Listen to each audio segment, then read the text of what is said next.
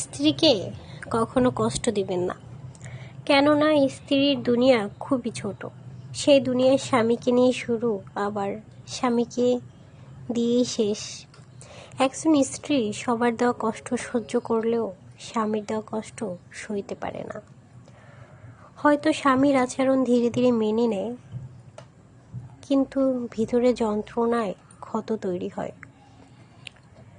সে মন থেকে ভক্তি করতে পারে না, সংসার করে একটা জীবন্ত লাশ হয়ে। স্ত্রীকে কখনো কষ্ট দিবেন না, কেননা স্ত্রীর দুনিয়া খুবই ছোট। সেই দুনিয়ায় স্বামীকে নিয়ে শুরু, আবার স্বামীকে দিয়েই শেষ। একজন স্ত্রী সবার দেওয়া কষ্ট সহ্য করলেও স্বামীর দেওয়া কষ্ট সইতে পারে না। হয়তো স্বামীর আচরণ ধীরে ধীরে মেনে নেয়, কিন্তু ভিতরে যন্ত্রণায় ক্ষত তৈরি হয়। সে মন থেকে ভক্তি করতে পারে না, সংসার করে একটা জীবন্ত লাশ হয়ে। স্ত্রীকে কখনো কষ্ট দিবেন না, কেননা স্ত্রীর দুনিয়া খুবই ছোট। সেই দুনিয়ায় স্বামীকে নিয়ে শুরু, আবার স্বামীকে দিয়েই শেষ। একজন স্ত্রী সবার দেওয়া কষ্ট সহ্য করলেও স্বামীর দেওয়া কষ্ট সইতে পারে না।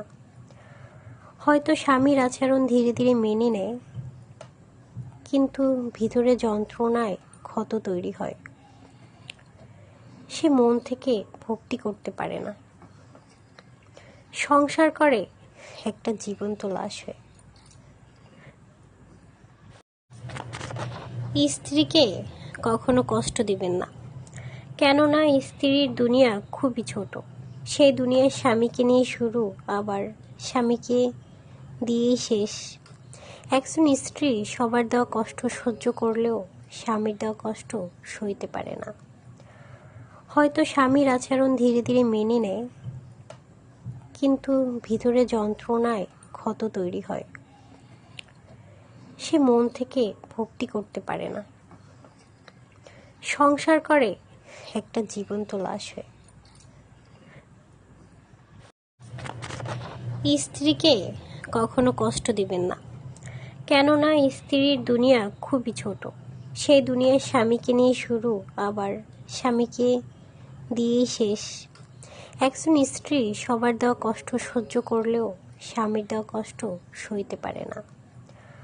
হয়তো স্বামীর আচরণ ধীরে ধীরে মেনে নেয়, কিন্তু